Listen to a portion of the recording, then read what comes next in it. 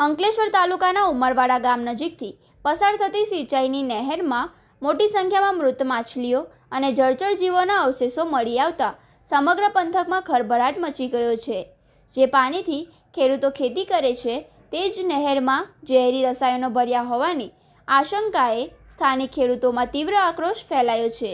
બનાવની વિગતો અનુસાર સ્થાનિક ખેડૂત અસલમ મુલ્લાએ પોતાની આપવીતી જણાવતા કહ્યું હતું કે હું સવારે ખેતરમાં પિયત માટે પંપ ચાલુ કરવા નહેર પર ગયો ત્યારે જળચર જીવો મૃત હાલતમાં તરતા દેખાયા હતા। પાણીમાં કેમિકલયુક્ત પ્રવાહી છોડાયું હોય તેવી સ્પષ્ટ લાગે છે। જો આ પ્રદૂષિત પાણી ખેતરોમાં જશે તો જમીન બંજર બનશે અને પાક બળી જશે। તંત્ર દ્વારા તાત્કાલિક ધોરણે આ અંગે યોગ્ય તપાસ કરવામાં આવે તેવી જરૂરી છે। અંકલેશ્વર તાલુકાના પાનોલી જીઆઈડીસી વિસ્તાર અગાઉ પણ ગેરકાયદેસર પ્રદૂષિત પાણીના નિકાલ માટે વિવાદમાં રહ્યો છે।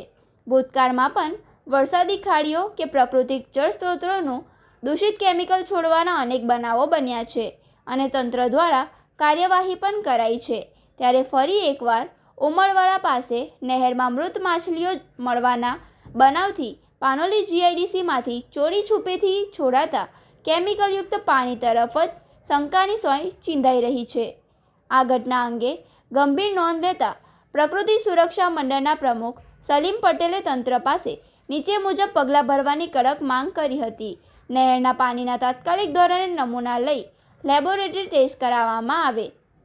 માછલીઓ મૃત પાછળ કયા કેમિકલનો હાથ છે તેની વૈજ્ઞાનિક તપાસ થાય। પાનોલી જીઆઈડીસી કે આસપાસના અન્ય વિસ્તારોમાંથી ઉકાઈ નહેર તરફ આવતા ગેરકાયદેસર પ્રવાહોની તપાસ કરવામાં આવે। પાણી ખેતી તેમજ પાક માટે વાપરવા યોગ્ય છે કે નહીં તેની સ્પષ્ટતા કરાય અને ગેરકાયદેસર રીતે પ્રદૂષિત પાણી છોડનારા ઉદ્યોગો સામે તાત્કાલિક ધોરણે ગુનો નોંધી કાયદેસરની કાર્યવાહી થાય તેવી માંગ કરી હતી।